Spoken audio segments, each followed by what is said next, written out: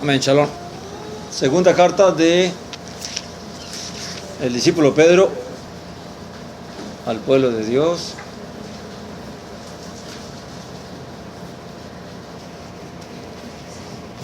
La primera carta de Pedro que estudiamos claramente estaba enfatizada en la vida práctica, en la vida del creyente, en su rutina de vivir, cómo debe comportarse, cómo debe vivir,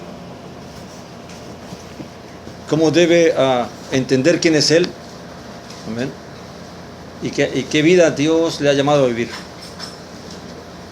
En esta segunda carta de Pedro,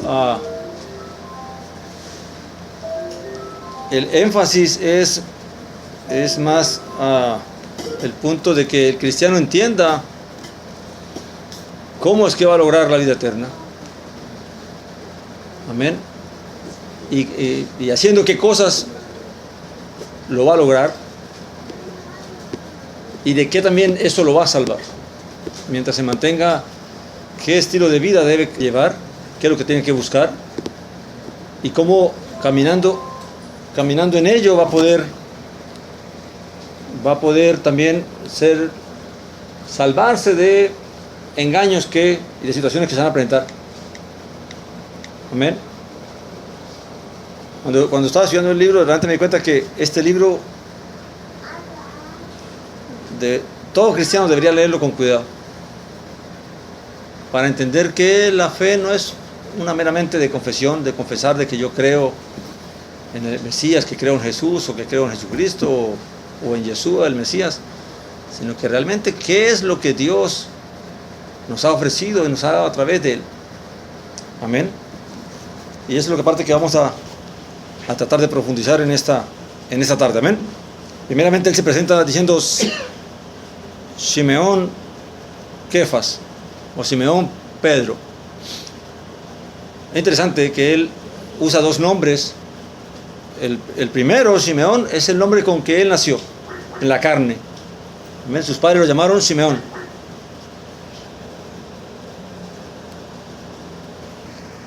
Y Kefas, o Pedro, que es la traducción de Kefas, del griego, que es el nombre con que el Señor lo llamó.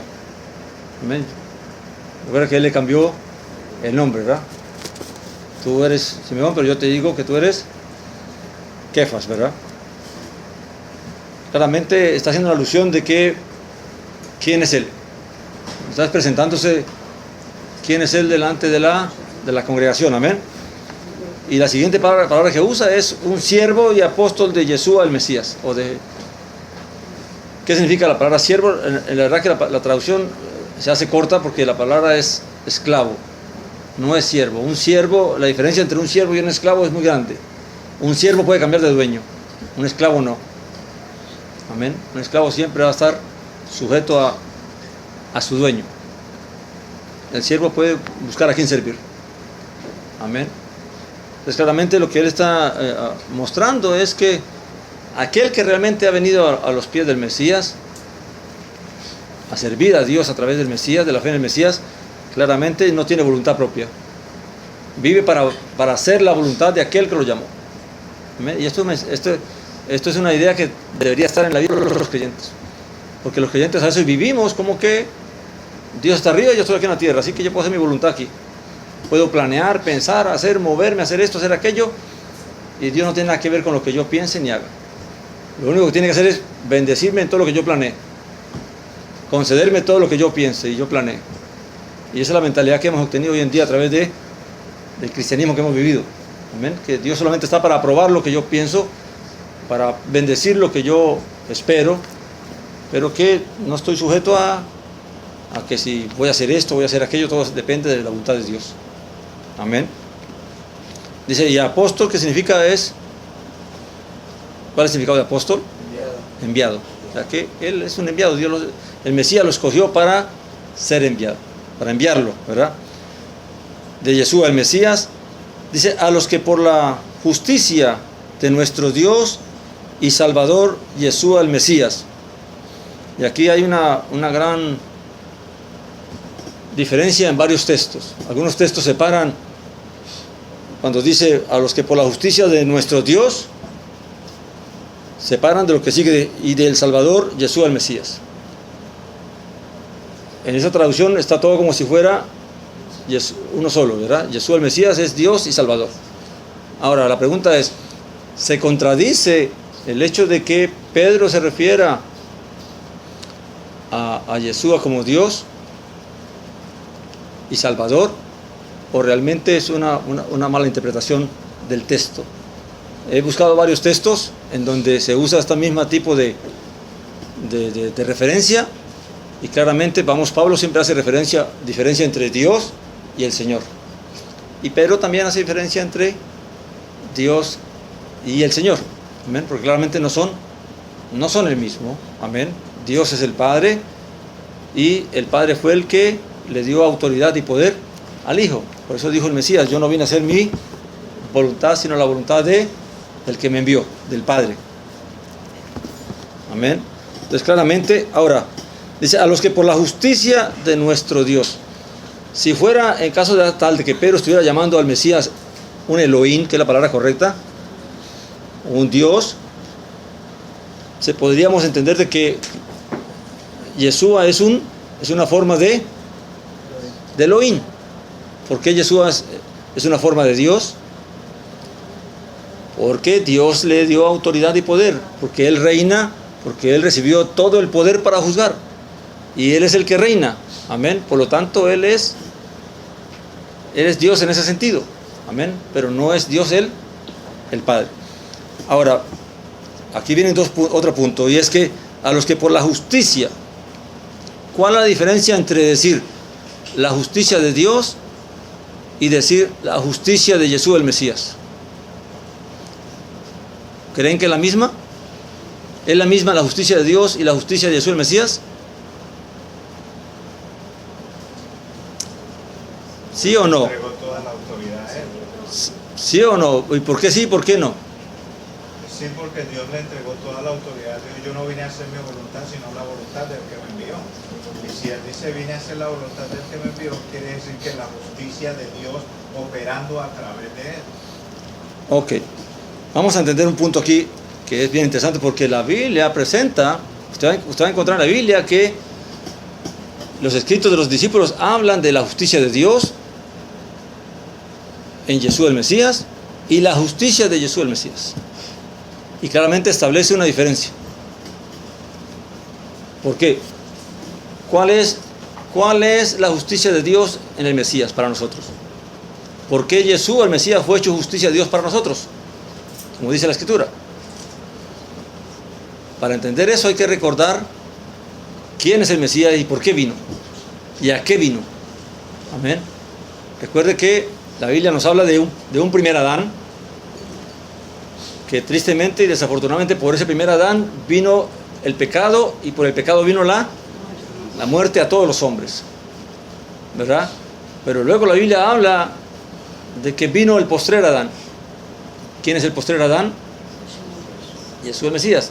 Dice, y que por la justicia de Él vino la vida a todos nosotros. Entonces claramente, ¿cuál es la justicia del Mesías? ¿Ah?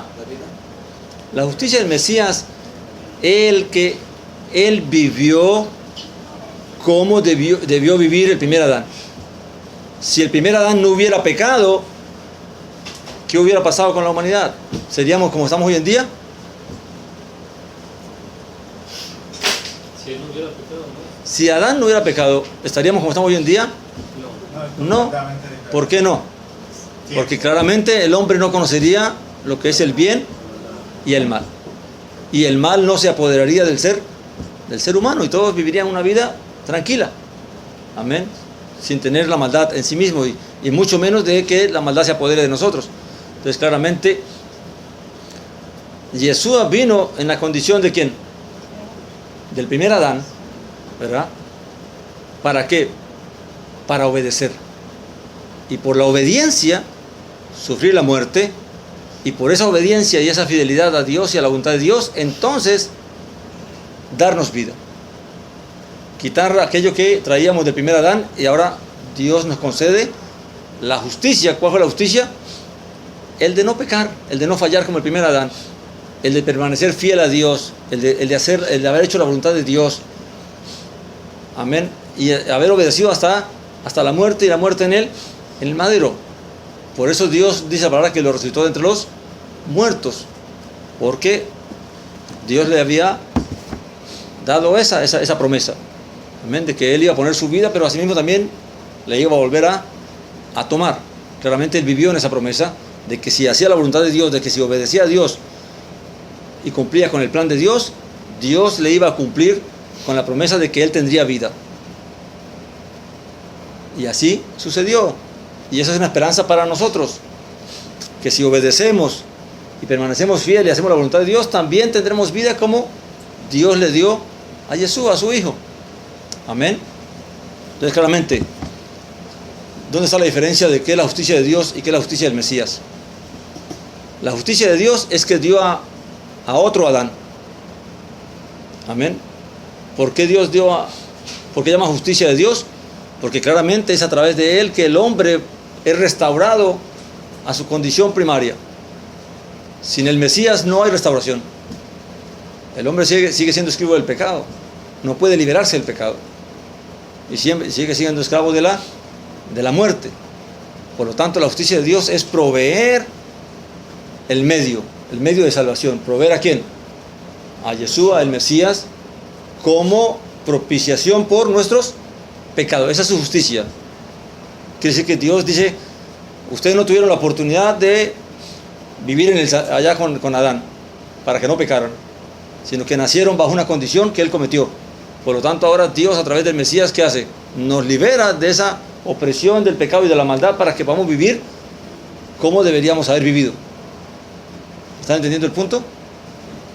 Entonces, una cosa es la justicia de Dios al proveer al Mesías para la salvación del pecador y para la liberación del pecado y poder alcanzar la esperanza de la vida eterna. Y otra cosa es la justicia de Jesús el Mesías, que fue la de haber vivido una vida de obediencia y fidelidad a la voluntad de Dios, y por lo tanto alcanzó la promesa de Dios y asimismo para nosotros.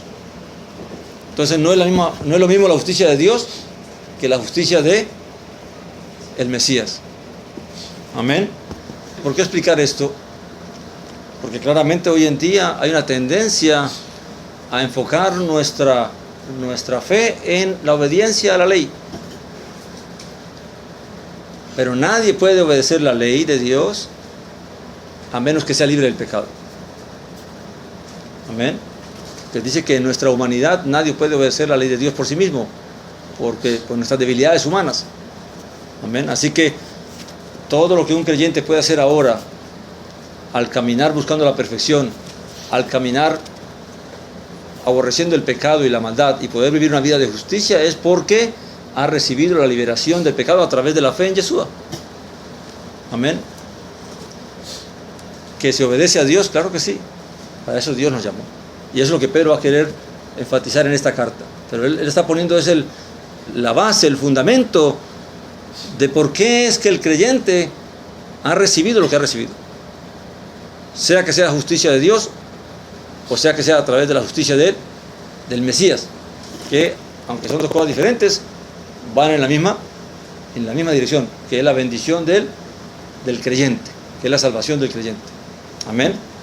Luego dice, ahora la carta va dirigida ¿a quién? ¿A quién va dirigida la carta, mis hermanos? Les hago eso porque nos despertemos, porque ya sé que acabamos de almorzar y... ¿Cómo? ¿A los qué, perdón? No, el siervo apóstol es Pedro ahorita aquí. ¿A quién está escribiendo la carta? Algunos dicen que esta carta va dirigida a los gentiles. ¿Es verdad o es mentira? Esta carta va dirigida a los judíos que habían sido expatriados. Pedro era para los judíos en esos tiempos, que se habían retirado. Aquí no dice que si era para judíos o era para gentiles. Lo que sí está claro en la carta que es para creyentes, para aquellos que han creído igual que Pedro. Por eso, para aquellos que han tenido, dice que a los que por la justicia de nuestro Dios y Salvador Jesús el Mesías han alcanzado una fe igualmente preciosa que la nuestra. O sea, Él está escribiendo a gente que como Él ha creído, sea del contexto gentil o sea del contexto judío. Él no está enfocándose en cuestión de razas, está enfocándose en cuestión de la fe. Amén. De los que han creído igual que Él. Todos aquellos que hemos creído en el Mesías y tratamos de vivir la vida tal como Dios la manda, tenemos una fe igual que los apóstoles. Que no tenemos el mismo llamado a otra cosa, pero nuestra fe es igual. Porque hemos puesto nuestra esperanza y nuestra fe en lo mismo que la pusieron ellos, si es que vivimos realmente como realmente ellos nos indicaron. Amén. Dice ahora el versículo 2, dice: gracia y paz os sean multiplicadas en el pleno conocimiento de Dios y de Yeshua nuestro Señor. La gracia no se multiplica. La gracia es una sola. La gracia es: Dios me llama, me arrepiento, Dios me perdona, Dios me concede el don del Espíritu y a vivir la vida que Dios me llamó a vivir. Eso es la gracia. El pasar del estado de pecador a estar en comunión con Dios. La paz sí se multiplica. Yo voy a tener paz en la medida que voy caminando conforme a Dios quiere. Porque todo lo torcido que he hecho, todos los problemas que me he buscado, muchos problemas de esos tengo porque yo hice mal, me comporté mal, caminé mal, actué mal. Y ahora no tengo paz, tengo problemas. Pero en la medida que yo enderezco mi camino, entonces la paz se va se va ampliando en mi vida. Voy teniendo paz por toda parte. Amén. Entonces la paz sí se multiplica. Pero ¿cómo se multiplica la paz? Ahora, ¿qué significa eso del conocimiento? Dice, en el pleno conocimiento de Dios y de Yeshua nuestro Señor. Y aquí Pedro está de acuerdo con lo que dijo el Mesías. ¿Qué dijo el Mesías? ¿En qué consistía la vida eterna? En que te conozcan a ti, el único Dios verdadero, y a mí, a tu Hijo, quien tú has enviado. Entonces la vida eterna está basada en conocimiento. La verdadera fe está basada en conocimiento. La paz viene a través del conocimiento. ¿Por qué conocimiento? Porque puede ser que yo no tenga paz porque estoy cometiendo cosas que yo no sé que no son conforme a la voluntad de Dios, y por lo tanto no tengo paz ahorita. Una vez que yo voy conociendo cuál es la voluntad de Dios, qué es lo que Dios quiere, qué es lo que Dios demanda de mí, pues claramente voy a corregir y a enderezar una serie de cosas en mi vida que me va a traer mucha más paz de la que tengo actualmente. Por falta de conocimiento no voy a tener la paz que debo tener. Amén. Y fíjense que tanto es así, que voy a poner un ejemplo cortito. ¿Cuántas personas ha perdido la paz por no obedecer un pequeño consejo de Dios? Dicen: no te metas en pleito ajeno. Va a traer un proverbio. ¿Cuánta gente por desconocer ese proverbio se meten en cuanto pleito hay y en qué terminan? Acarreándose problemas que no eran de ellos. Dice: no salgas en defensa del primero que aboga por su causa, hasta que no escuche las dos partes. ¿Qué hacemos la mayoría de gente? Que al primero que viene a decirnos un problema, a ese le creemos y nos ponemos de parte de él, sin haber escuchado a la otra parte. En otra parte dice: no salgas por fiador de tu amigo. Hay una serie de consejos que lo que nos llevan es a que mantengamos la paz. Pero por nosotros desconocerlos, caemos en errores que Dios dice: no hagas eso. ¿Y qué hace? Que perdemos la paz. ¿Qué pasa cuando salgo por fiador de un amigo mío y no paga lo que servía de fiador? ¿A quién le van a cobrar? Pues a mí. ¿Voy a estar contento con eso? Claro que no. Amén. Pues claramente la paz se va a multiplicar a través de que yo entienda el consejo de Dios, entienda el mandamiento de Dios y viva una vida como Dios quiere que la viva. Amén. Con sabiduría y con inteligencia. Amén. Y esto aplica para todos los aspectos de la vida. No solamente cuestiones de relaciones del prójimo, sino aún hasta en mi propia casa. A veces no hay paz en mi casa porque no se aplica lo que Dios manda hacer. Amén. Luego dice: ¿por qué hay que conocer a Dios y por qué hay que conocer a Jesús el Mesías? ¿Por qué no solamente conocer a Dios? ¿Conociendo a Dios no conocemos al Hijo? ¿O conociendo al Hijo no conocemos al Padre? No, porque Dios estableció que a través del Hijo se puede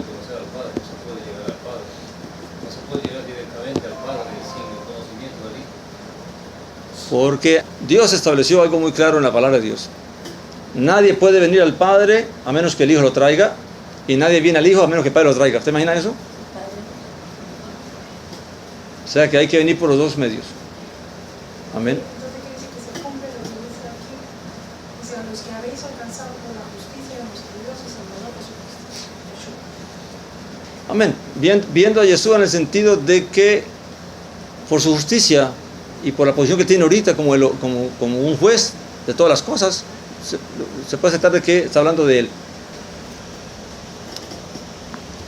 Ahora, versículo 3 dice: por cuanto todas las cosas que pertenecen a la vida y a la piedad nos han sido concedidas por su divino poder, mediante el conocimiento pleno del que nos llamó por sus gloriosas proezas.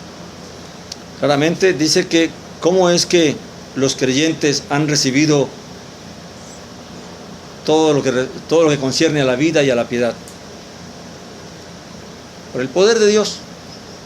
Amén. Dios, por medio de su poder, nos ha concedido todo aquello que nos provee vida y todo aquello que nos provee la capacidad para vivir de acuerdo a como Dios demanda. Amén. ¿Cuál es la diferencia entre vida y de piedad? ¿Cuáles cosas hemos recibido de la vida que son parte de la vida? ¿Y a qué vida se refiere? No a la vida física, porque estamos vivos. Amén. De la vida espiritual. O sea, ¿por qué es que quién puede vivir una vida de libertad de pecado? ¿Quién puede vivir una vida de poder para hacer el bien? ¿Quién puede hacer eso? Todo aquel que ha recibido vida, todo aquel que ha muerto por el bautismo y ha resucitado en el bautismo. Amén. Dios por su poder nos dio todo lo que corresponde a la vida espiritual. Somos libres del pecado porque, o del poder del pecado porque Dios nos libertó, Dios nos dio la vida, una vida, ¿qué dice Pablo hablando de Romanos? Para vivir una vida nueva o una novedad de vida. Amén. Entonces, a esa nueva vida que tenemos es que Pedro dice que todo lo que concierne a esa novedad de vida, ¿de dónde provino? ¿Provino de nosotros? ¿La puede conseguir el hombre por sí mismo? No, proviene de ¿quién? De Dios, por el poder de Dios, que el único que puede libertar al hombre del poder del pecado, del poder de la maldad, ¿quién es? Dios. Amén. Y eso es vida. ¿Cómo dice la Escritura que estábamos antes de conocer a Dios, de conocer al Mesías?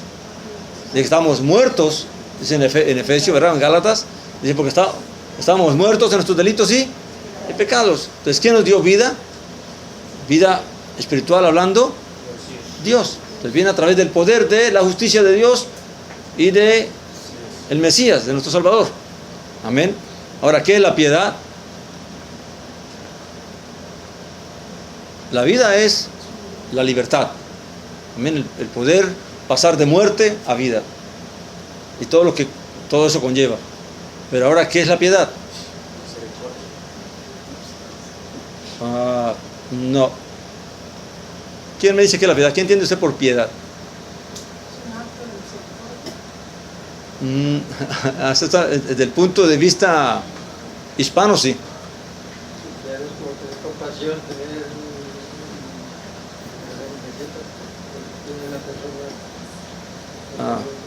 Qué bueno que hice esa pregunta.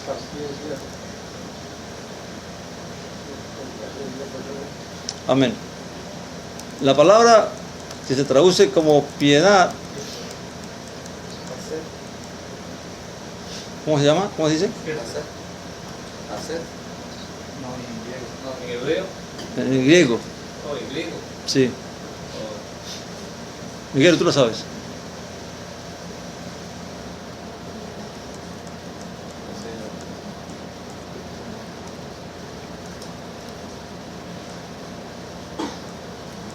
Amén. Ok. Madre, préstame el texto griego, ¿está allá? Ese, por favor.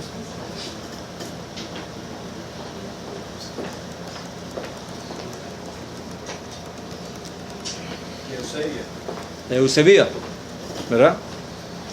Ahora, Eusebia realmente, la Reina Valera traduce como piedad. y muchas Biblias traducen como piedad, pero en realidad no es, tiene que ver más con lo que es religión. O sea, Eusebia tiene que ver con el servir a Dios, cómo servir a Dios y cómo servir al prójimo, cómo poder vivir en armonía con Dios y en armonía con el prójimo. Entonces, la piedad es esa capacidad. Ahora, ¿qué significa eso? ¿Por qué yo puedo llegar, cómo yo puedo llegar a amar a mi prójimo? ¿Cómo yo puedo llegar a vencer el mal con el bien? ¿Cómo yo puedo llegar a obedecer a Dios en todo lo que Dios me pide y me demanda que tengo que hacer? ¿Cómo puedo hacer eso? Por su divino poder. Porque solamente Dios me puede capacitar para que yo viva así. Entonces, claramente la piedad no es un acto del hombre. El hombre puede intentar ser piadoso, pero para vivir la verdadera piedad tiene que ser por el poder de Dios. Amén.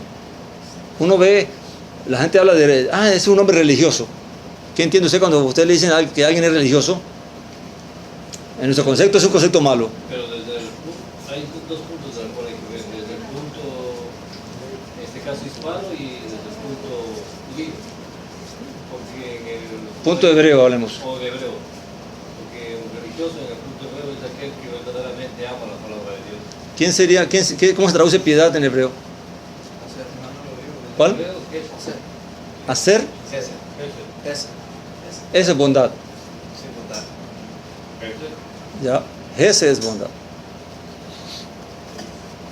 Piedad es lo que en hebreo se podría decir como emuná, fe, confianza en Dios. Pero es una emuná que tiene que ver con cómo yo le sirvo a Dios, cómo yo tengo comunión con Dios, y no solamente con Dios, sino con ¿qué? Con los que están alrededor mío también. También recuerda que el mandamiento de Dios es uno solo. Amarás a Dios con todo tu corazón, con toda tu mente y todas tus fuerzas, y amarás ¿qué?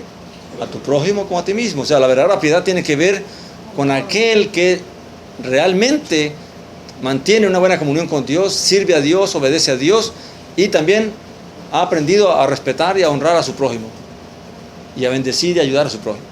Amén. Esa es la verdadera piedad. Ahora, ¿quién puede hacer eso?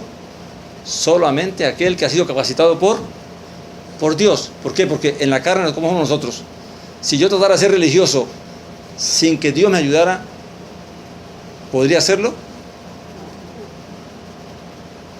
Hay gente que practica cierto grado de amor hacia el prójimo, pero no todo el mundo tiene la capacidad de dejar de ser avaro, dejar de ser codicioso. Puede ser que yo ame a mis amigos más cercanos o a mis familiares, pero puede ser que yo no ame a mi empleado, no ame al que hace contratos conmigo, y entonces le tiro un poquito fuerte a este porque no es mi amigo, no es mi familiar. Amén. Pero el amor al prójimo tiene que ver que yo sea justo con ¿quién? Con todo el mundo. No porque eres mi hermano, no porque eres mi amigo, sino porque Dios me demanda que yo tengo que ser con justo en todos los aspectos de mi vida. Pero en la carne ninguna persona puede hacer así. Esto solamente se puede hacer en la vida espiritual. Aquel que ha recibido el poder de Dios para vivir este tipo de vida. Ahora, ¿cómo se logra esa vida? Eso se logra así de la noche a la mañana. Ya te bautizaste y ya eres un piadoso. ¿Cómo se logra? Eso es lo que Pedro se va a encargar de enfatizar aquí. Amén. Dice aquí. Dice, por cuanto todas las cosas que pertenecen a la vida y a la piedad nos han sido concedidas por su divino poder, mediante ¿qué? El conocimiento pleno del que nos llamó por sus gloriosas proezas. Claramente todo lo que hemos recibido de Dios, lo hemos recibido porque hemos creído en aquello que Él nos llamó a creer. Amén. A creerle a Dios, a creer que Yeshua, el Mesías, es Hijo de Dios, y por medio de Él podemos recibir toda la bendición y todas las promesas que Dios nos ha dado. Amén. Pastor, entonces piedad no se acerca ni se asemeja a un acto de justicia. Sí, pero de justicia para con Dios y para con los hombres. Pero no, a través pero, del conocimiento. sí, pero no es como un acto de justicia, es más que una vida de comunión, de cómo yo debo convivir con Dios, de servir a Dios. Amén. O sea, piedad es, yo conozco qué es lo que Dios demanda y así vivo. Yo conozco qué es lo que Dios demanda que yo tengo que hacer con mi prójimo y así lo hago. Es una vida de piedad. Amén. Es aquel que vive conforme a lo que Dios estableció para con él y para con los hombres. Amén. No tiene que ver con la piedad de la misericordia. A veces confundimos esa piedad con la cuestión de la misericordia. No tiene que ver eso, con cómo conocer y entender qué es lo que Dios demanda y se hace. Luego dice, por medio de las cuales nos ha dado preciosas y grandísimas promesas. ¿Por medio de cuáles? ¿De qué cosas? De aquello que concierne a la vida y a la piedad, ¿verdad? Dice, para que por ellas llegaras a ser consustanciales con la naturaleza divina. Esa palabra en otra traducción dice, para que por medio de las cuales nos ha concedido su preciosa, maravillosas promesas, a fin de que por ellas lleguéis a ser partícipes de la naturaleza divina. Quiere decir que aun cuando nos hemos bautizado, aun cuando Dios nos ha concedido el poder del Espíritu para guiarnos y dirigirnos y ayudarnos, aún no tenemos la naturaleza ¿qué? Divina. ¿Cuándo se adquiere la naturaleza divina? ¿Cuándo es que se va a adquirir? Cuando venga la resurrección de los muertos y la transformación de los vivos. Mientras tanto estaremos en esta carne, tratando de agradar a Dios, de obedecer a Dios y servir a Dios. Amén. Ahora, ¿por qué dice él esto? Claramente hay que entender, para nosotros se nos va de los ojos, porque es que Pedro está haciendo estas cosas. Pero si uno se detiene un ratito, se puede comprender por qué es que lo dice. Porque es que antiguamente habían corrientes místicas donde se creía que la persona, a través de ciertas experiencias místicas, participaba de la naturaleza divina. Amén. Y eso hoy se puede percibir un poquito en ciertas, ¿cómo llaman esos grupos? ¿Sectas? No, ciertas grupos místicos. Amén. Donde ellos creen eso, de que ellos ahora son ya, ellos están buscando ser como Dios, pero a través de ciertas experiencias místicas. O sea que aquí entra la reencarnación también. Ellos creen en eso. El budismo es parte de eso, es una línea de eso. Los rosacruces tienen otra forma de pensar, los gnósticos tienen una línea parecida. Amén. Entonces, elevarse hasta un nivel, hasta decir de que su cuerpo es transformado, amén. Convertido en una especie de luz o energía pura, total. Amén. Entonces, ¿qué es lo que está diciendo Pedro a esos grupos? Un momento, la naturaleza divina no se obtiene en esta carne. La naturaleza divina no se va a participar de ella hasta que venga el Mesías y venga la transformación del cuerpo o la resurrección de los muertos y se les dé un nuevo cuerpo. Amén. Así que mientras yo esté en este cuerpo, estoy sujeto a todas las padecimientos de esta carne, a envejecer, a enfermar, a morir. Amén. Es parte de lo que Dios estableció para el ser humano. Amén. Claramente también Pedro aquí va a explicar, dice, ¿cuándo va a ocurrir esto? Dice, habiendo huido de la corrupción que hay en el mundo a causa de la concupiscencia, de las pasiones, de los malos deseos. Claramente cuando el hombre o el creyente huya de todas esas cosas, se aparte de todas esas cosas, claramente entonces va a poder esperar o tener la esperanza de participar de esa naturaleza divina. ¿Ven? Si el hombre, aun cuando sea creyente, no se aparta de ese camino de maldad, de concupiscencia, de deseos, de lascivias, de avaricias y codicias y ambiciones, claramente él puede llegar a perder, amén, la oportunidad de participar de el mundo venidero. Amén. Pero que no estamos hablando de la salvación, estamos hablando de la esperanza de la vida eterna. Todo aquel que viene y busca a Dios para que le perdone sus pecados, entra en una forma de salvación. Pero lo que tiene que entender todo aquel que es llamado a eso es que no solamente con la salvación ya está seguro, sino que Dios lo salva es para que ahora comience un proceso de renovación y de transformación en su vida. Amén. Y eso es lo que Pedro va a enfatizar aquí. Dice él, así también vosotros, dice, hablándoles a ellos, poned toda diligencia en añadir a vuestra fe virtud. O sea, ¿qué es la fe? Es la emuná, es con lo que hemos creído a Dios. Hemos confiado en Dios y hemos decidido seguirle. Hemos decidido creerle y obedecer, tomar el camino que Él ha especificado a través de su palabra. Amén. La fe se puede decir que es algo que nos mueve también a hacer las cosas, ¿no? Claro. Claro, y recuerde que la fe no es de nosotros, dice la palabra, ¿verdad? ¿La fe es de quién? Es de Dios. O sea, ¿quién fue el que puso el querer como el hacer en mí o en cada uno de nosotros? Dios. Dios vio que yo tenía la intención y dijo, te voy a ayudar, ¿verdad? Y por lo tanto, aún la fe no es nuestra, la fe es de Dios.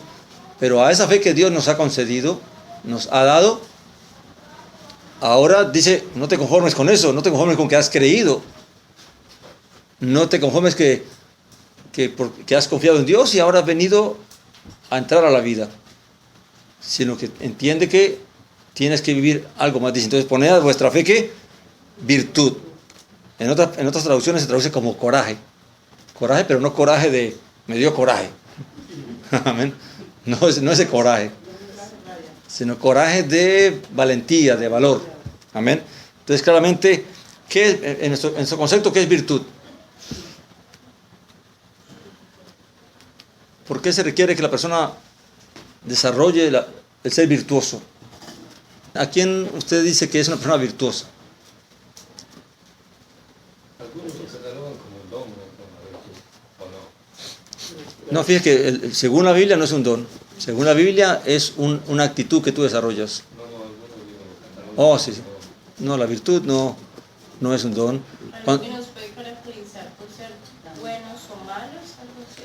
Amén. Cuando se dice que esa persona es virtuosa, es un joven virtuoso, es un hombre virtuoso, es una mujer virtuosa. Tiene cualidades. ¿Qué tipo de cualidades? ¿Qué tipo de cualidades tiene?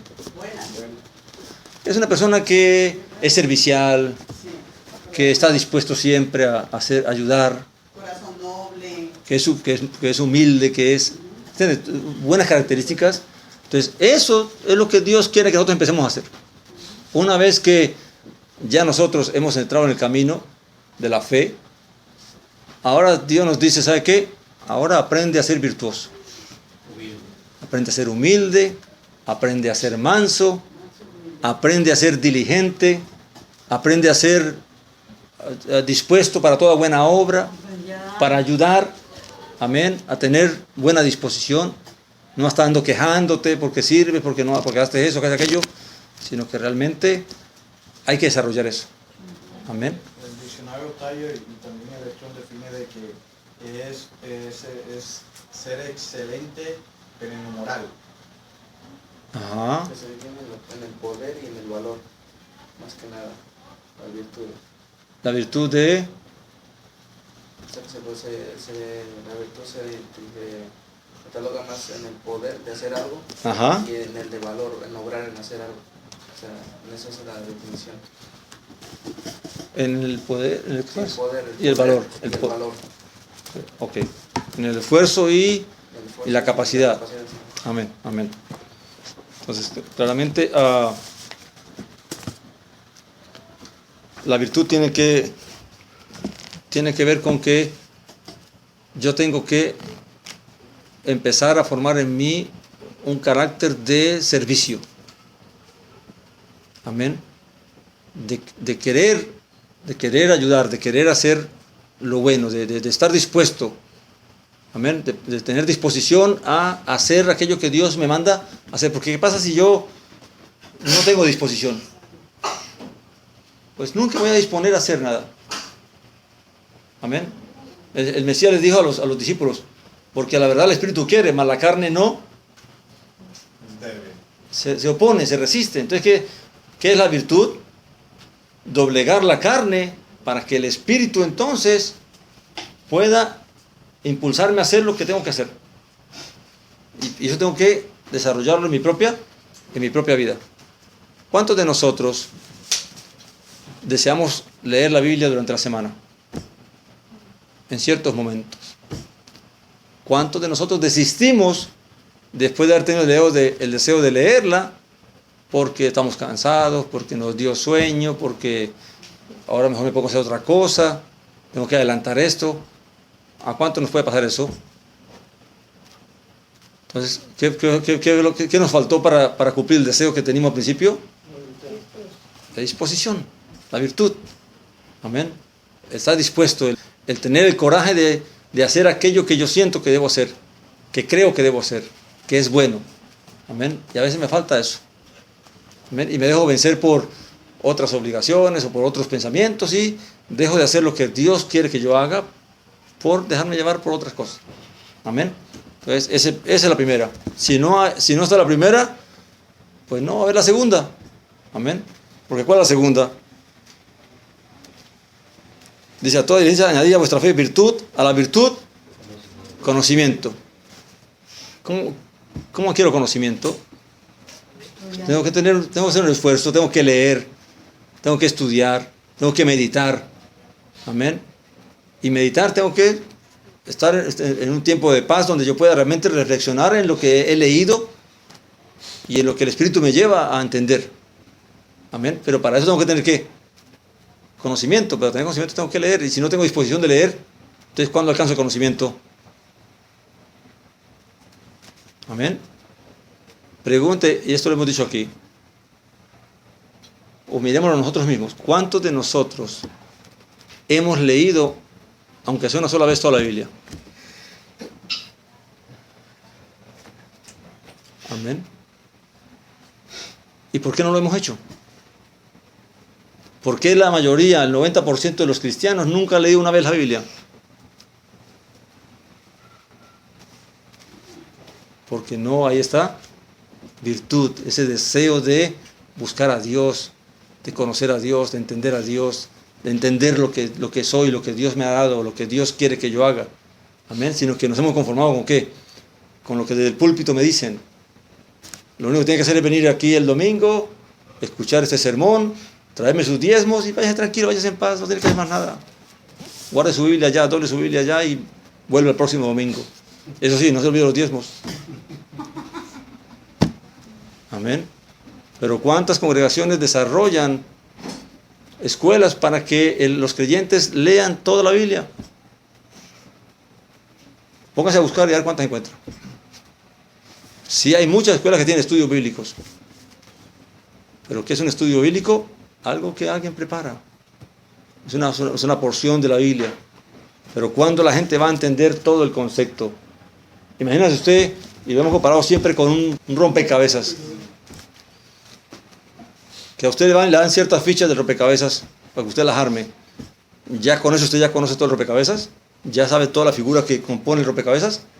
No, conoce una parte, pero no tiene idea de en qué consiste todo el cuadro completo. Así pasa cuando uno estudia la Biblia por retazos, por partes.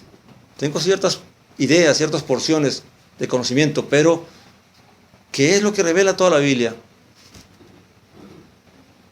¿Qué es lo que Dios realmente ha revelado en toda esta escritura? ¿Cómo yo puedo saber, entender para qué vino Jesús el Mesías? ¿Por qué vino?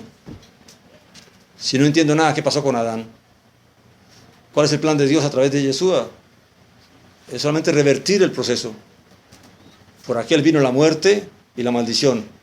Por este viene la vida y la bendición. Amén. Pero ¿cómo yo lo entiendo si yo nunca he leído todo? A veces uno se queda aterrado hoy en día, porque hoy en día, fíjense, si el Espíritu de Dios es uno solo y la verdad es una sola, ¿por qué hay tantas congregaciones y tantas denominaciones? Muchos le responderían porque en una no cabían todos. No tiene que ver que sea de que no haya muchas congregaciones, pero que todas tengan un mismo pensamiento, una misma fe, un mismo conocimiento.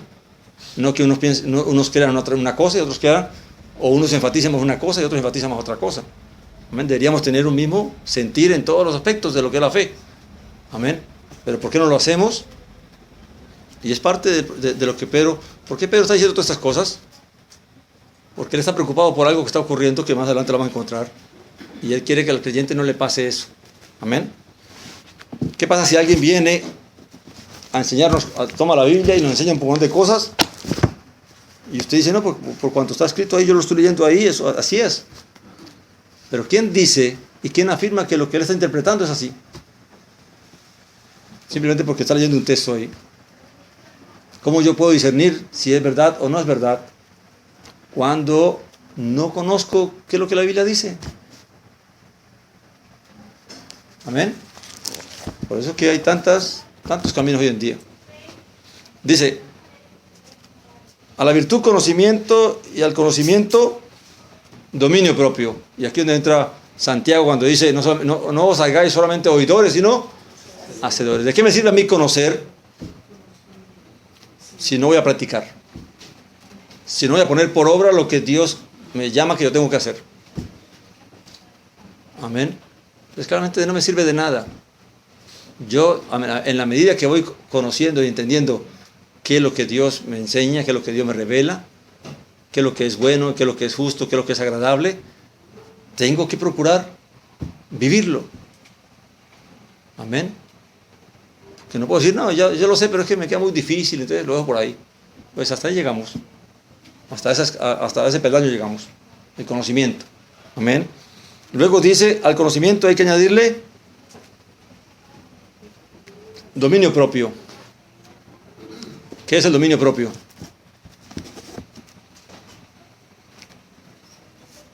La capacidad que Dios nos da para poder dominar nuestras emociones. Amén. El dominio propio no quiere decir que nosotros no luchemos, que el espíritu y la carne no luchan. El dominio propio es cuando el creyente logra que el espíritu se imponga sobre la carne. O sea, que el deseo que fluye de la carne se frene ante el poder del espíritu. La carne me dice, quiero eso. Amén. Cuando se despierta, viene el espíritu y dice, eso no es bueno, no te conviene, no te va a hacer bien. Y ese conocimiento hace que entonces tú, ¿qué haces? Te refrenes, aunque lo deseas, aunque lo quieres, aunque la carne está pidiéndolo, tú dices, no va a ser provechoso para mí, no va a ser bueno para mí, por lo tanto, me abstengo de hacerlo. Pero ahora, ¿por qué tú puedes hacerlo? ¿Por qué tú puedes decir al deseo no ahora? No, primeramente porque dijo Pedro primero. ¿Qué dijo Pedro primero? Porque el poder de la piedad, ¿de dónde vino? De Dios. ¿Y cómo vino ese poder? Porque ahora tú puedes decirle no al pecado, no al deseo, no a la concupiscencia, porque has sido libertado de ese poder. Y ahora tú tienes el libre albedrío de decir no. Tienes la voluntad para decir no. Amén. Aunque la carne está que estalla, pero mi espíritu gobierna. O la voluntad de Dios gobierna en mi vida.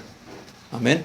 Entonces claramente dominio propio no quiere decir que no vas a tener luchas, que no vas a tener deseos, que no van a venir pensamientos. Recuerda que aún no participamos de la naturaleza divina, aún estamos en la carne. Pero dominio propio significa que el espíritu se va a imponer, la voluntad de Dios se va a imponer en mi vida de tal manera que voy a sofocar el deseo que se levanta. Amén. Hay otro estado que es mucho mejor, que es el estado cuando la carne está completamente sometida al espíritu. Pero en este proceso aún le falta. En este proceso estoy aprendiendo a cómo yo domino la carne, no me dejo gobernar por ella, hasta que va a llegar el momento en que la carne va a estar completamente sometida al espíritu y no va a poder ni siquiera ni levantarse. Amén. Dice, añadid vuestra fe virtud, a la virtud conocimiento al dominio propio, paciencia. En la verdad esta palabra paciencia se traduce también como perseverancia. No es la paciencia de de esperar. No es la paciencia de sentarme a esperar que algo pase, ¿verdad? Sino la paciencia que tiene el atleta cuando se somete a todos los entrenamientos que son necesarios para él poder tener la esperanza de ganar la carrera. Amén. Claramente él es paciente en que aún no está preparado para ir a ganar. Por lo tanto, tiene que empezar a pasar un proceso de entrenamiento físico que a la larga tal vez no le guste, pero que él sabe que tiene que soportarlo en pos de poder correr y tener la esperanza de que va a ganar. Entonces así nos vimos nosotros. ¿Cuál es nuestra meta? La esperanza de la vida venidera. Amén. Y todo este proceso de renovación, de transformación, de sufrimientos y de aflicciones que nos puede venir por causa de la fe, la vamos sobrepasando pensando en ¿qué? En la vida venidera, en la vida eterna, en participar de el mundo venidero. Amén. Esa es la paciencia. Es la paciencia de esperar el momento. Pero esperando el momento voy luchando y voy venciendo. Amén. Todo lo que se va presentando. Que a veces se toma la paciencia como que esperen en Dios, como que quedes ahí sentado esperando. Amén. Así no vamos ni a la esquina. Amén. Si alguien quiere participar, mi hermano, bien puede. Dice, déjeme terminar aquí esta lista. Esto de esta lista era algo muy contemporáneo de esa época. Si usted estudia un poquito de filosofía de aquella época, se desarrollaban tipos de listas para los alumnos de cosas que debían aprender en forma de listas. Y por eso usted encuentra que Pablo también habla de listas. Los frutos del Espíritu es una lista de cosas, ¿verdad? El fruto de la carne es otra lista de cosas. Entonces todo era por listas. ¿Para qué? Para que el estudiante, como no teníamos como hoy en día papel y lápiz y libros disponibles, todo había que hacerlo que a través de ¿qué? De la mente, de memorizar. Entonces las listas lo que hacía era que el estudiante pudiera asimilar más fácilmente la enseñanza y memorizarla a través de todo este proceso. Esta lista para que buscando que el hombre debe que perfeccionarse. Entonces para saber cómo era la perfección, yo tengo que subir por esta escalerita. Y esto es lo que tengo que buscar y esto es lo que Dios quiere que yo haga. Amén. En base a esta lista que está aquí, entonces se puede decir que la primera carta escrita por Pedro sí está a los expatriados y esta está a los de las naciones, a los temerosos que han hecho su conversión al Dios de Israel a través del Mesías. Yo pienso que puede ser a los dos. ¿Por qué? Porque vemos que en el libro de Hebreos, precisamente se escribe a los hebreos, pero a los hebreos también se le insinúa esto, de buscar ser maestros, de dejar de ser niños. Entonces claramente que toda la preocupación de los discípulos y de aquellos que escribieron en aquella época, su preocupación era que el creyente no se conformara con decir que creía, sino que entendiera qué era lo que Dios esperaba de él y qué Dios demandaba de él. Porque déjeme decirle, hoy en día la fe, mucha gente se somete a la fe de Dios, a la fe del Mesías, solamente en pos de ¿qué? De las promesas. Y si usted va a las iglesias, ¿qué es lo que más le insinúan a las personas que están llegando? Las promesas del Evangelio, las promesas de Dios. Pero muy poco usted va a escuchar que hablan de las demandas del Evangelio, de las demandas de Dios. Escasamente dicen, no peque, no esté pecando. Pero eso de no peque es muy cortito. Es más que no pecar. Es más que yo tengo que buscar transformar mi vida. Amén. Porque no se trata de que yo ya no robe, o que ya no mate, o que yo ya no adultere, sino que también, porque eso es limpiar el vaso por donde, por fuera. Pero ¿qué pasa por dentro? ¿Qué pasa con las envidias, con las avaricias y las codicias que están en mí? ¿Esas no hay que limpiarlas? ¿O la avaricia no es pecado? ¿O la codicia no es pecado? ¿O el odio no es pecado? Amén. Pues claramente los discípulos estaban preocupados era porque la iglesia estaba llegando a estancarse.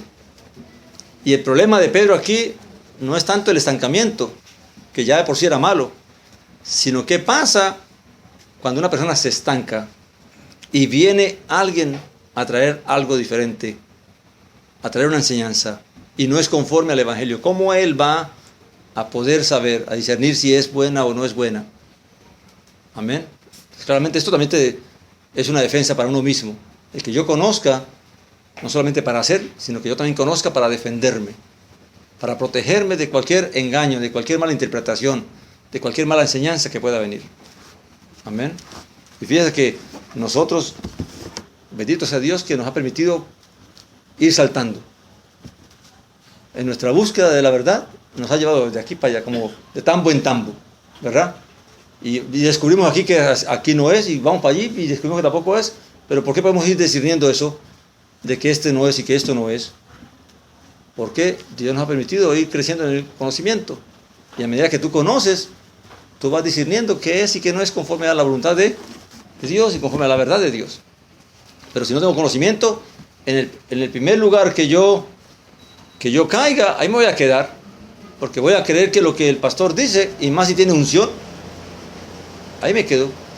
¿Cómo este hombre me puede engañar a mí? ¿Cómo este hombre me puede mentir si es siervo de Dios? ¿Y qué dice la Escritura? Maldito el hombre que confía en el hombre y pone carne por su brazo para apartarse de la verdad de Dios o de Dios. Amén. Al dominio propio, paciencia, la paciencia, piedad. ¿Qué es la piedad? Una vez más ya lo dijimos, ¿verdad? Es el conocimiento de cómo yo realmente debo tener comunión con Dios y con mi prójimo. Amén. Yo no puedo robar a mi prójimo, no puedo engañar a mi prójimo, no puedo engatusar a mi prójimo, no puedo calumniar a mi prójimo. O sea, mi prójimo es sagrado para mí. Mi prójimo, lo único que debo tener para él es que amor. No puedo tener el más mínimo pensamiento de maldad para con mi prójimo. No importa si es familia o no es familia, si es amigo o no es amigo. Mientras sea mi prójimo, amén, claramente es algo que el concepto cambia. Amén. De aquí no hay nada de que si es extranjero o si es de otra religión.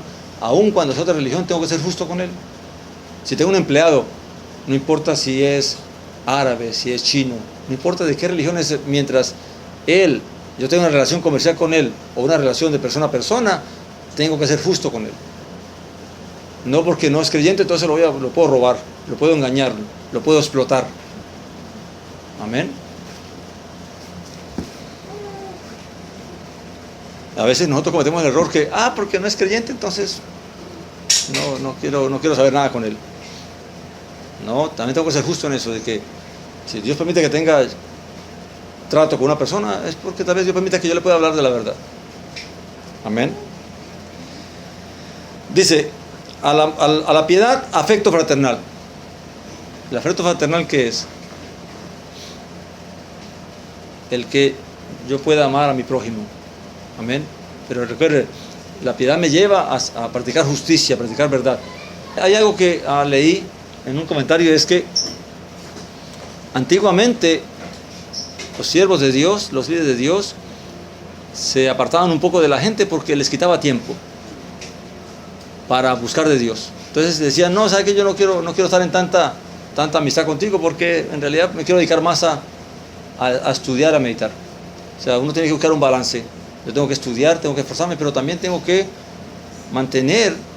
tener mi relación con mi prójimo.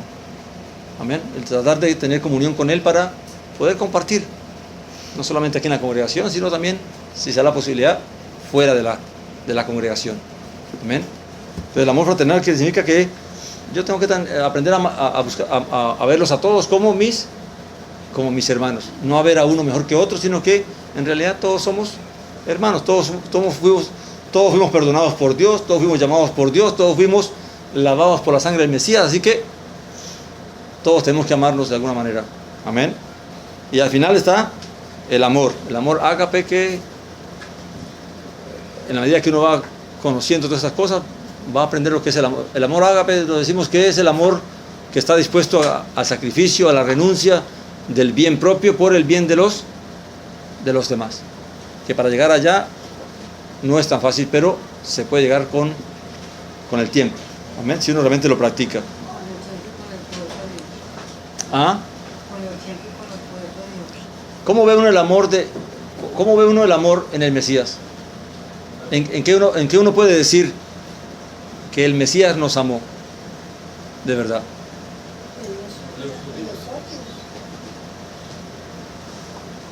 Amén. No solamente su vida, sino que se negó cualquier beneficio humano con tal de servirnos, con tal de revelarnos al Padre, con tal de darnos a conocer al Padre y revelarnos el amor, la misericordia del Padre para con nosotros. Amén. También ahí se podría mirar acerca del conocimiento que tenía el Mesías Yeshua, que el Padre lo había revelado a él del mundo venidero, de las cosas que iba a disfrutar, porque hoy en día vemos a gente que tiene poco de que incumplir con el conocimiento de las cosas de Dios por la sencilla razón de desconocer el mundo venidero. Por eso es que no hay el conocimiento o la búsqueda en el Dios de Israel, porque no tienen ni la mínima noción de lo que Dios ha prometido hacer con aquellos que le sirven. Mire, yo estaba meditando estos días en este pensamiento. La gente decimos amar la vida,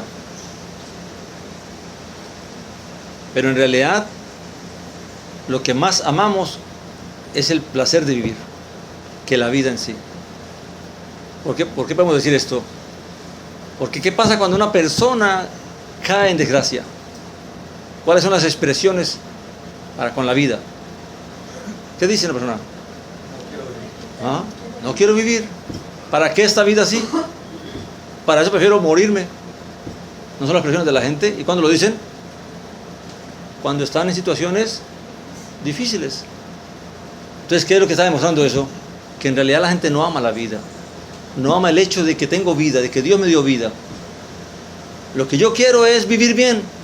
No me importa. ¿Ah? Disfrutar de esta vida. Amén. Entonces, si el pensamiento terrenalmente es así, de que aún renegamos de esta vida, y esto le pasó hasta a Job. Job maldijo hasta el día que nació. Amén, porque cayó en desgracia. Ahora, el punto es, si un ser humano no llega a valorar esta vida que está aquí, la tiene presente, la tiene aquí al frente, ¿cómo va a valorar la que Dios está ofreciendo? El mundo venidero, que ni siquiera se ve todavía. Amén. Entonces, claramente, muchas personas tal vez no reniegan, pero realmente, ¿en qué se afana más? ¿En qué nos afanamos más todos los seres humanos en esta vida? En procurarnos un bienestar, ¿para dónde? Para acá. ¿Por qué la gente se esfuerza en estudiar, se esfuerza en tener un negocio, se esfuerza en tener cosas? ¿Para qué? ¿Para el mundo venidero o para esta vida?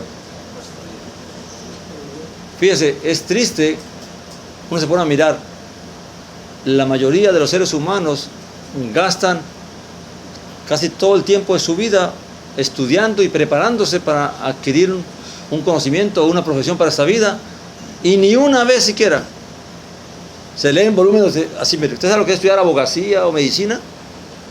Hay que leer libros de ese tamaño, porque hay que pasar los exámenes, hay que conocer lo que se está haciendo. Y ellos están dispuestos a pasar por todo ese sacrificio, por todo ese esfuerzo, de tener que gastar los ojos ahí leyendo y leyendo libros, pero nunca se esforzaron por leer la Biblia. ¿Sabe qué es justicia? Eso es ser uno justo, de dedicar toda mi vida para algo en esta vida y de olvidarme de que hay vida después de esta, que esta vida voy a perecer en menos de lo que yo creo, que no hay garantía de muchos años para todo el mundo. Amén. Entonces el punto es, ¿por qué es que el ser humano no está enfocado en el mundo venidero? Porque realmente no amamos la vida. Amamos el placer de vivir conmigo, hermano. O los placeres de la vida. Amén. Eso es lo que nos mueve.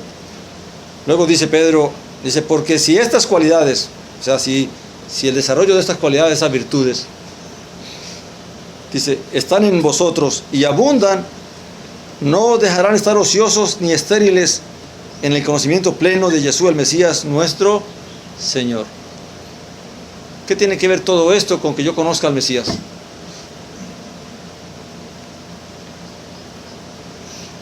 ¿Qué tiene que ver el desarrollo de todas esas cualidades con el conocimiento del Mesías? Esos son los que se desarrollaron en él. Amén. Porque yo no voy a poder entender lo que Él era y lo que Él vivió hasta que yo lo esté viviendo, practicando, ejercitando en esta vida. Y en la medida, porque no es solamente un conocimiento intelectual, es un conocimiento práctico, en el que el Espíritu de Dios me va a dar entendimiento quién fue el Mesías y cómo vivió. Y por qué vivió como vivió. Pero todo eso lo voy a comprender solamente y lo voy a conocer cuando yo también experimente esta vida y este proceso de vida. Amén. Quiere decir que si una persona no va en este proceso, ¿qué va a pasar? Fíjate lo que dice Pedro ahí. Dice, porque el que carece de estas cualidades está ¿qué? Ciego. Tiene cerrados los ojos. En realidad la palabra es miope. ¿Qué es la miopía? ¿Cuál es el problema de la miopía? No ve bien cómo. ¿Qué significa eso? No alcanza a ver. ¿Qué es corto de vista? No ve de lejos. Que solo ve lo que está al frente, que solo ve lo que está cerca. Quiere decir que una persona que dice ser creyente, pero solamente se enfoca en esta vida, ¿cómo está? Está corto de vista. ¿Por qué? Porque no está viendo lo que está más allá. Por eso es que usted día ve por qué es que el Evangelio se dedicó solamente a predicar sobre la prosperidad y la bendición en esta vida, porque eso es lo que la gente quiere ver y quiere oír. Amén. Entonces claramente, pero todo aquel que deja de hacer esto, el que no entra por este proceso, realmente está ¿qué? Está ciego. Se olvidó de qué recibió, si es que algún día supo de qué recibió. Amén. Dice, teniendo cerrados los ojos, ha olvidado la purificación de sus antiguos pecados. Quiere decir que se olvidó por qué se bautizó y cuál fue la razón del bautismo. Fíjese que hoy en día es triste porque si usted va a muchas congregaciones, ni siquiera te enseñan por qué te bautizas. Lo único que te dicen es, mañana van a haber bautismos y es un mandamiento de Dios. Y no te dicen más nada, no dice por qué el creyente debe bautizarse y qué ocurre en el bautismo, qué es lo que Dios estableció a través del bautismo. Amén. Y lo que hay es una falta de desconocimiento de todas estas cosas. Por lo cual, hermanos, dice, procurad aún hacer más firmes vuestro llamamiento y elección, porque haciendo estas cosas no tropezaréis jamás. Amén. Aquí voy a hacer un paréntesis. Este progreso espiritual no solamente es para que yo vaya conociendo, sino que también me va forjando un escudo alrededor de mí. De que no voy a estar ocioso, de que no voy a estar expuesto a que venga algo y me saque del camino y me aparte del camino, sino que yo pueda perseverar. Amén. Y además de eso poder tener fruto. Hay algo que quiero enfatizar, es el hecho de que, ¿y por qué lo voy a enfatizar? Porque nosotros estamos en un proceso donde hemos venido de estar luchando con un nuevo pensamiento que está levantando hoy en día en la fe, que es el mesianismo. Y el mesianismo, ¿qué es lo que enfatiza? ¿Cómo? Cumplir la ley. Ahora, si usted ve todo esto que está diciendo Pedro aquí, ¿dónde está la ley aquí? La ley. El mesianismo se enfoca de que tú tienes que guardar la ley para ser salvo. Amén. Que si no cumples la ley, entonces no eres realmente Israel. El punto es, ¿dónde está aquí Pedro? ¿O dónde está Pablo hablando de la ley?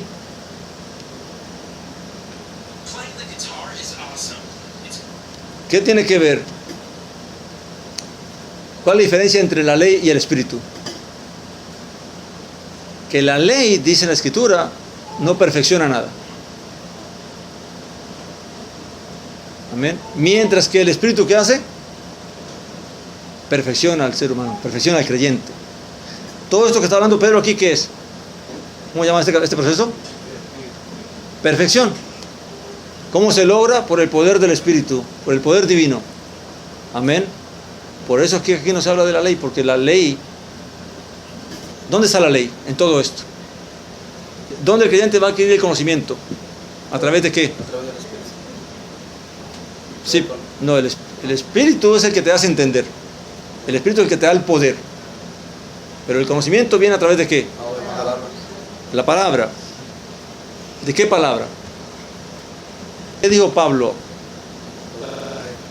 Amén. Él no dijo la ley. Dijo, toda la Escritura es inspirada por Dios y es buena para enseñar, para instruir, para redarguir, para instruir en justicia, para que el hombre de Dios sea ¿qué? Perfecto. Entonces Pablo encerró la ley con todas las otras escrituras.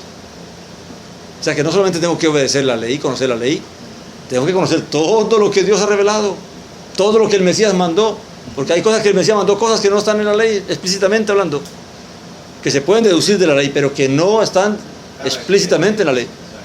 Amén. ¿Qué significa eso? Que la ley dice, no adulterarás. ¿Hablando de qué? No tendrás comunión sexual con la mujer de tu prójimo, o estando casado, físicamente hablando. ¿Qué dijo el Mesías? Que todo aquel que mira a la mujer del prójimo y la desea en su corazón, ya adulteró con ella. Ahora, ¿eso está en la ley? No. Se deduce de la ley, pero él la deduce porque él es espiritual. Amén. Pues claramente, si una persona se somete solamente a decir lo que la ley dice, se queda corto. Porque lo que Dios quiere es que se perfeccione. Ahora, claramente en la ley voy a conocer un montón de cosas que es pecado. Porque dice la palabra de Dios que por la ley viene el conocimiento de ¿qué? Del pecado. ¿De qué es pecado? Voy a aprender a discernir cosas. Voy a aprender a conocer parte de la voluntad de Dios. Pero en la ley no está todo. Amén. Por eso Pablo dice toda la Escritura. Amén. Por eso hay que leer toda la Biblia para poder entender y comprender cuál es el plan de Dios, cuál es la voluntad de Dios, qué es lo que Dios demanda, qué es lo que Dios quiere. Amén. Y en eso tenemos que tener cuidado, porque cada día se levanta un nuevo pensamiento, cada día se levanta una nueva congregación, cada día se levanta una nueva denominación. ¿Y todo por qué? ¿Por qué se levantaron los pentecostales? ¿Quién me dice? ¿Cómo surgió el pentecostalismo? ¿Alguien sabe cómo surgió el pentecostalismo? Interpretó la experiencia del día del Pentecostés o el día de Shavuot, como si fuera la experiencia máxima. Porque alguien se aburrió de estar el domingo en la iglesia cantando coritos, escuchando el mensaje e irse para la casa. Dice, eso no es vida.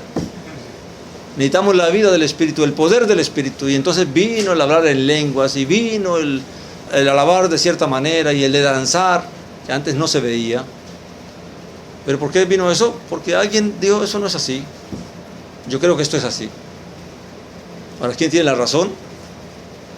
Vaya usted a investigar bien. Entonces vino otro y dijo, no es como usted dice, no todo vamos a hablar en lenguas, no todo vamos a hacer milagros, así que vamos a hacer otro tipo de pentecostalismo. Y así se van multiplicando las denominaciones. ¿Cuál fue la primera denominación que salió del protestantismo? La primerita.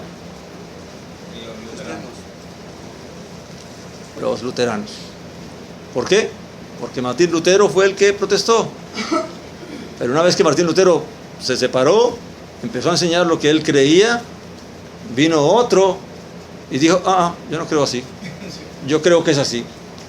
Y ahora entonces vinieron los que fundó Calvino. Vino el calvinismo. Y luego se levantó otro que fue... ¿Cuál fue el que era contemporáneo de Calvino? Zwinglio. Y Arminio no. Arminio fue mucho después. Que vino otro y dijo, no, yo creo que Calvino decía, no, el salvo siempre es salvo. Y luego vino Arminio y dijo, no, la salvación se puede perder. Entonces todo ha sido un proceso. Amén. Entonces usted cree que estuvo el error de todo eso en que alguno no quiso aceptar lo que Dios decía, no quiso creer y vivir como Dios mandaba, sino que estableció su propio camino de cómo era que él iba a creer, de cómo era que él iba a vivir. Amén. Entonces, claro.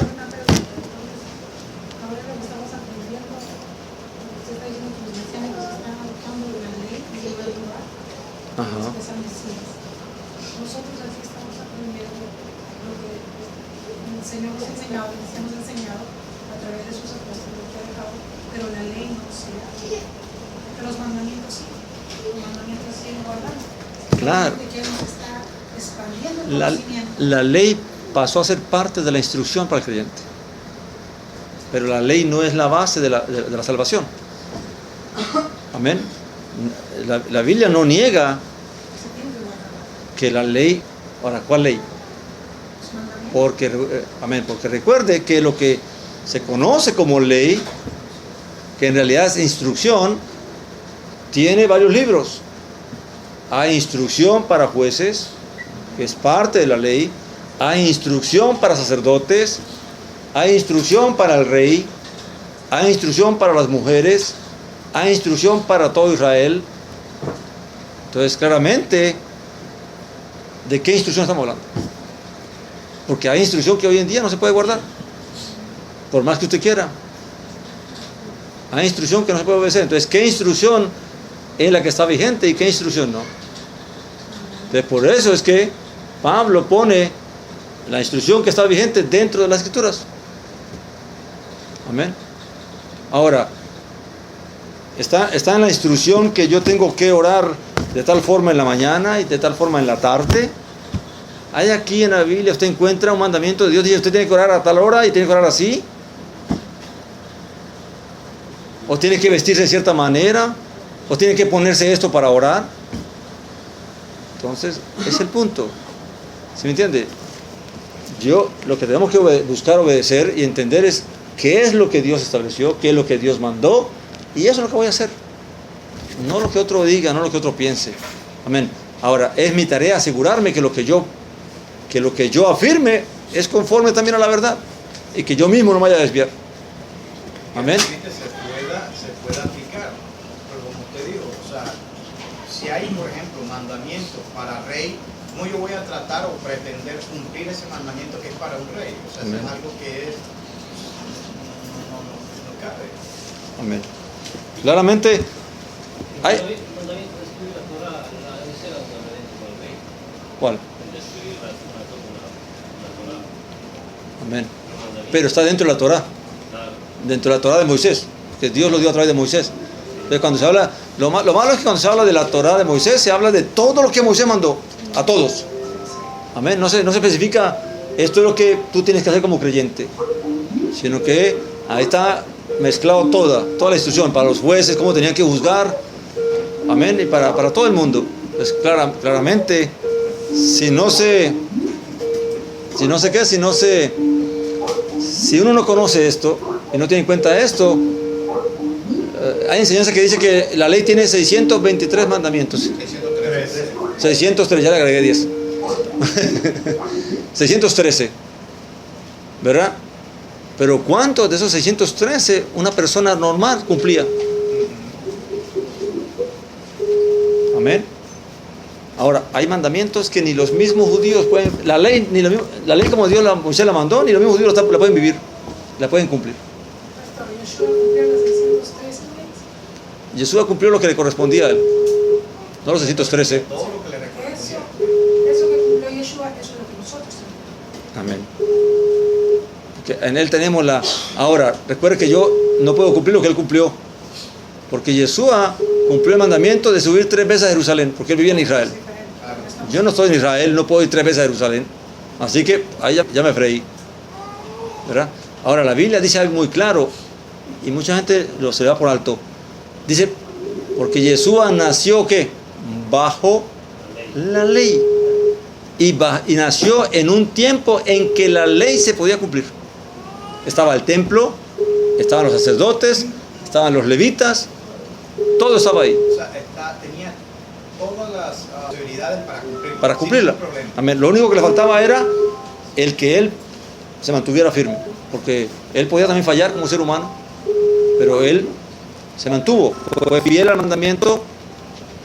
O sea, es como redimir. ¿Qué significa? Sacar a alguien de una condición en la que él mismo no puede liberarse. Amén. Ahora, por eso hablé del principio de la justicia de Yeshua. ¿Por qué Yeshua puede ser redentor? Porque él cumplió la ley, y eso fue justicia. Dios lo mandó para eso, para que él cumpliera la ley y él ahora pudiera hacer justicia para nosotros. Amén. Entonces ahora toda persona, por medio de Yeshua y todos los beneficios que vienen por medio de él, de la liberación del pecado, de la liberación del poder del pecado, de la liberación del mal, de la muerte, de la carne, entonces yo ahora puedo obedecer lo que me toca que obedecer a mí. Yo no puedo obedecer lo que un sacerdote iba a hacer, o tenía que hacer. O el mandamiento que específicamente es para la mujer. O yo no puedo obedecer lo que las mujeres tenían que obedecer. Amén. Entonces claramente lo que Yeshua obedeció era lo que le correspondía a un israelita común y corriente, en el sentido de que no tenía ningún cargo, no era sacerdote, no era levita. Amén. Y tenía que obedecer lo que el resto del pueblo tenía que obedecer, y él obedeció. Amén. Él no pecó en nada de eso, no faltó a nada. Nadie pudo condenarlo porque le dijo, tú fallaste en esto. Le buscaban la vuelta para condenarlo, pero no encontraron ni una prueba. Amén. Entonces claramente esa parte es la que nosotros tenemos que tener cuidado, sobre todo cuando se enfatiza demasiado la ley, porque a veces ¿de qué ley se está enfatizando? De que tengo que vestirme de ciertas cosas y hacer ciertas cosas. ¿Vestía Yeshua como visten los judíos hoy en día? No. ¿Había kippah en aquel tiempo? No. ¿Había talí en aquel tiempo? No. Amén. O se ponían todas las cosas que se ponían hoy en día, se ponen hoy en día los que se ponen aquí en las manos y eso, tampoco. Amén. Tenían que orar ciertas cosas, había un ritual de oración por la mañana y otros tampoco. ¿Cuál es la oración que nos presenta del fariseo y el publicano? Nada que ver con todo lo que hoy en día se practica. ¿Por qué? Porque todo eso que hoy día se practica del judaísmo fue establecido después que cayó el santuario, después que cayó Jerusalén. Muchos años después. Amén. Entonces hay que tener cuidado. Porque eso es lo que Pedro le preocupa aquí. Y eso es lo que Pedro quiere, que el creyente conozca a Dios y conozca a Jesucristo. Y a través de ese conocimiento que dijo el Mesías, si permanecéis en mí, conoceréis la verdad. Ahora, fíjense, permanecer, ¿qué significa? Que hay que estar ahí estudiando, pidiendo, orando, meditando, clamando, Señor, santifícame en tu verdad, no me dejes desviar ni para acá ni para allá. O sea, es en todo tiempo, en todo momento. En todo tiempo hasta el fin de mi vida. Porque puede que al final Papi, es permanecer en un constante búsqueda del conocimiento del Padre de Dios, porque así es, como sabemos bien, cualquier cosita podemos irnos del otro lado del lado. Amén. Yo llego a tratar de comprender un poco el pensamiento mesiánico. Realmente ellos protestaron en contra de la actitud pecaminosa que hoy se vive en el cristianismo. Amén. De una vida completamente diferente a como está. Pero eso dice de un extremo al otro. Le pasa como Calvino y Arminio. Amén. De que o es blanco o es negro. ¿Cómo? Todo eso que se han levantado y han traído esas situaciones. Dios lo permite. Claro. Las congregaciones satánicas, Dios lo permite. O sea, todo lo que ocurre en esta vida es porque Dios lo permite. Ahora, no quiere decir que es voluntad de Dios. Amén. Hay muchas cosas que ocurren no porque era lo que Dios quería, sino que Dios permite que se hace porque de todas maneras se va a cumplir lo que Él ya preveyó que iba a ocurrir. Amén. De una u otra forma se va a cumplir. Amén. Entonces, Todo eso lo que ha acontecido pendiente, como dice, es parte del juicio de Dios, del cual él habló a través del apóstol Pablo, dice, por cuanto sobrevivieron la verdad, Dios enviará un espíritu de mentira para que se condenen amén. cuanto no quisieron conocer la verdad. Y esto se ve claramente en el libro de Revelaciones o Apocalipsis, cuando él cita las 7 iglesias, claramente ahí se ve la situación que se encuentra cada iglesia que él cita en el libro, Amén. en el estado. Fíjense que hay otro punto que ya lo he tocado aquí, pero ya que estamos hablando de estas cosas, es como el punto de la circuncisión. Hay un debate que no, que la circuncisión sí está vigente, que todo creyente tiene que circuncidarse, que ya no es por salvación, sino que es por seguir los pasos de Israel. Realmente, ¿por qué es que los discípulos no mandaron la circuncisión? No obligaron a ningún que venía del contexto de ir a circuncidarse. Porque hay que entender cuál era el propósito de la circuncisión carnal. La circuncisión carnal era para que el niño entrara en el primer pacto, para que así pudiera el pueblo mantenerse unido, pero ese niño no tenía ningún voto de decir yo quiero o no quiero. Él entraba porque nació. El Mesías, ¿bajo qué nació? Bajo la ley. Él no tuvo opción de decir no, yo quiero estar bajo esto. Nació bajo eso y bajo eso murió también. Amén. Entonces claramente el contexto de la circuncisión en el primer pacto es mantener al pueblo, a la descendencia de Abraham, para que la promesa se cumpla. Y también significaba el hecho de que la persona estaba perteneciendo a ese grupo, pero no había forma de que se escogiera. Ahora, la fe, ¿cómo es? ¿Alguien puede heredar la fe? ¿No? ¿Mi hijo puede heredar la fe? No, yo puedo creer. Yo puedo creer. Y mi hijo puede ser que no crea. Y así yo lo circuncide a él. ¿De qué me sirve a mí circuncidar a mi hijo si él no va a creer cuando él crezca, cuando cumpla la mayoría de edad? Y se aparte de Dios y no quiera saber. Entonces, ¿de qué le sirvió la circuncisión? Amén. El punto es, ahora, otro punto diferente de la circuncisión del primer pacto y la circuncisión del nuevo pacto es que la circuncisión del primer pacto, ¿quién la hace? El hombre. La circuncisión del pacto nuevo, ¿quién la hace? Dios. Entonces son dos cosas completamente diferentes. Y eso lo entendieron los discípulos. Y por eso no entraron en eso. Amén. Pero se podría decir entonces que en este caso la circuncisión entraba a lo que era el primer pacto, porque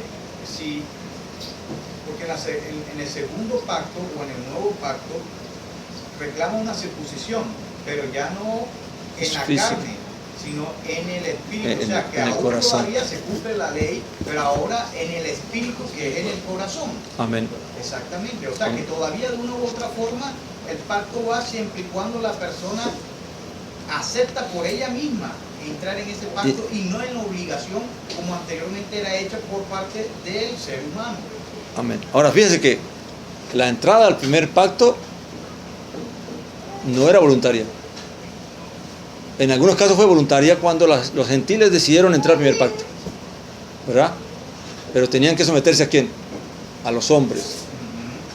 Amén. Los hombres tenían que circuncidarlos. Los hombres eran los que lo aceptaban o no lo aceptaban. Ahorita nadie entra al pacto renovado por medio de hombres. Y todo tiene que ser por voluntad propia. Y voluntad propia. Anteriormente algunos, pero casi todo era obligado desde pequeñito. Sí, claro, nacían. ¿Cuál fue la idea de la Iglesia Católica de bautizar niños? ¿Por qué atemorizaban a la gente diciéndole que si un niño no se bautizaba entonces no entraba en el reino de Dios? Porque la idea de la Iglesia Católica era establecer el dominio sobre la fe de las personas desde que nacían. Amén. Pero un niño podía elegir que yo soy católico. No se puede elegir. Por eso que cuando uno creció pues dice no, yo no quiero participar en nada de eso. Pero aparte de la circuncisión del primer pacto también era indispensable para todo aquel que quería formar parte del pueblo de Israel, porque un gentil o un extranjero que no era parte natural del pueblo de Israel tenía que circuncidarse para ser, ese era el requisito indispensable para ser miembro del pueblo de Israel. Entonces el apóstol Pablo en el libro de los Efesios nos da una especificación más amplia y dice que ahora a través del Mesías Yeshua ya no necesitamos de esa circuncisión, sino que es la del corazón, y por eso él aclara y dice ahí que a través de él ya no vienes a ser ni extranjero ni advenedizo, sino conciudadano Herederos, de la familia de Dios. Fíjense que una de las cosas, ¿por qué la gente estaba en el primer pacto? Porque no había más nada. Era lo que Dios había mostrado y era el único camino que había. Entrar a formar parte de Israel, y había que cumplir con el proceso que Dios requería en el primer pacto. Una vez que viene el segundo pacto, la puerta se abre y entonces ya no tengo que entrar en ese primer pacto. Y ya no tengo que entrar de la forma como tenía que entrar ese primer pacto. Hay una diferencia entre cómo entro al nuevo pacto y cómo debería entrar al primer pacto. Realmente ya no necesito entrar al primer pacto porque el primer pacto no me va a perfeccionar. El primer pacto no me va a liberar. Amén. O sea que si una persona hoy en día decide, en vez de ser creyente del Mesías y aceptar la fe de Dios por medio del Mesías, y decide irse al judaísmo, claramente él va a seguir siendo esclavo del pecado y de la carne y de la concupiscencia. Porque ¿quién lo va a poder liberar? Nadie. Amén. Mas en el Mesías tenemos esa libertad y esa liberación que no tenemos en ninguna otra parte. Y eso es lo que Pedro está aquí tratando de enfatizar. Dice él, porque así os será dada ampliamente, versículo 11, para volver al tema, la entrada en el reino eterno de nuestro Señor y Salvador, Yeshua, el Mesías. Aquí mire que no dice Dios, sino Señor. Curios. Amén. ¿Entrada a dónde? Al reino eterno. Él no está hablando de entrar a las riquezas de este mundo, porque somos hijos de Dios. Todo lo que se habla es de lo que va a venir. Dice, por esto siempre habré de recordaros estas cosas, aunque seáis sabedores y estéis afianzados en la verdad presente. Claramente él trata de estimular a los oyentes, diciéndole, ustedes conocen esto, pero tengo que recordárselos.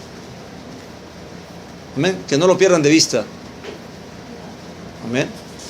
Y luego dice, pues considero justo, dice, mientras estoy en este tabernáculo, que es en este cuerpo, despertaros con recordación. O sea, todo lo que está haciendo es tratar de recordarle a los creyentes cuál es la meta, cuál es el estilo de vida que tienen que llevar, el llamado de Dios, lo que Dios exige de ellos.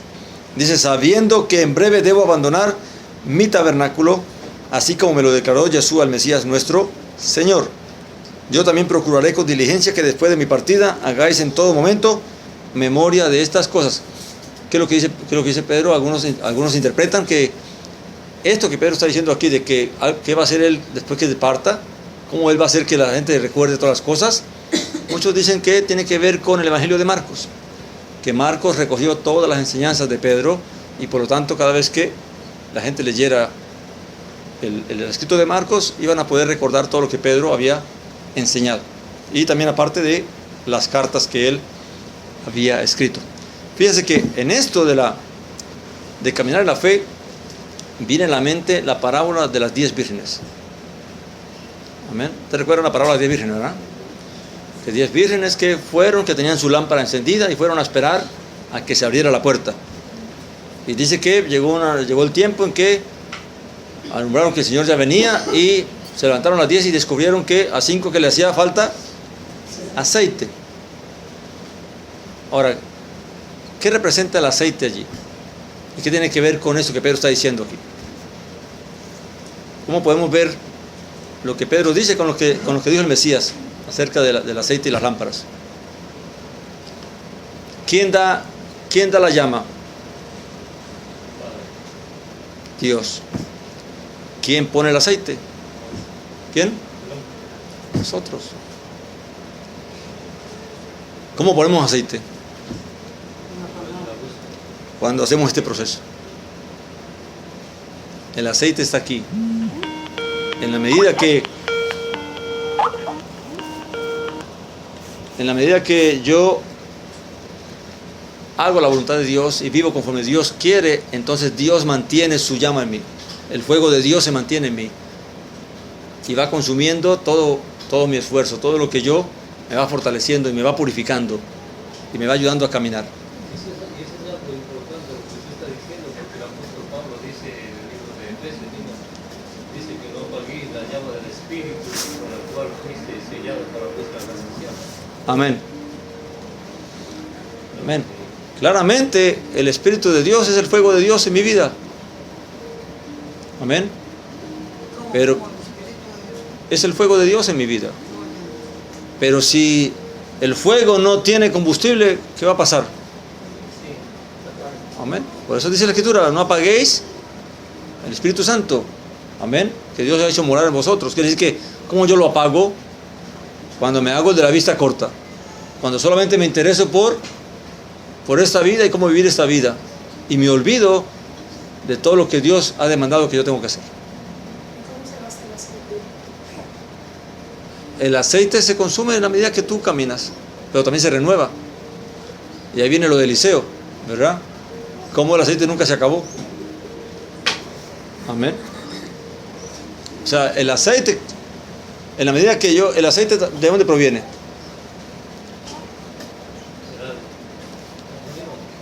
¿De quién? Amén. Del esfuerzo, ¿verdad? Humano. Pero ¿quién dio la oliva? Dios. Todo proviene de Dios al fin y al cabo. Lo único que yo tengo que hacer es que trabajar con lo que Dios me da. Y en la medida que yo trabajo con lo que Dios me da, entonces Dios me provee lo que yo necesito para que yo pueda seguir adelante. ¿Entiende el punto? O sea, el aceite yo lo proveo, que es el combustible, pero lo proveo porque Dios también me lo da, me lo concede. ¿A dónde tengo que ir? A estudiar, a meditar. Y eso produce ¿qué? Combustible en mi vida. ¿Para qué? Para que el Espíritu de Dios cada día siga encendido y el fuego de Dios crezca en mí. Amén. Pero una vez que yo deje hacer eso, ¿qué va a pasar? Que el fuego del Espíritu se va apagando y ya no tengo fuerza, voy perdiendo la fuerza y cada día me hago más ciego. Porque solamente me enfoco en lo terrenal. Amén. Pastor, ahí en parte de la Biblia me dice que hay muchos que enseñarán por iglesia. Pero Dios lo permite porque aún de ellos no se puede guardar. Es el punto que vamos a tocar cuando estudiamos el capítulo 2, porque es allí donde vamos a ver por qué es que Pedro está preocupado en que la iglesia entienda esto. Porque él va a hablar de falsos maestros y cómo es que engañan y por qué es que hacen eso. Amén. ¿Y qué es herejía? Y ya lo explicamos hoy, también en parte, porque mucha gente cree que herejía es algo como que blasfemar de Dios y cosas así. Herejía tiene que ver con el camino que cada quien escoge. Amén.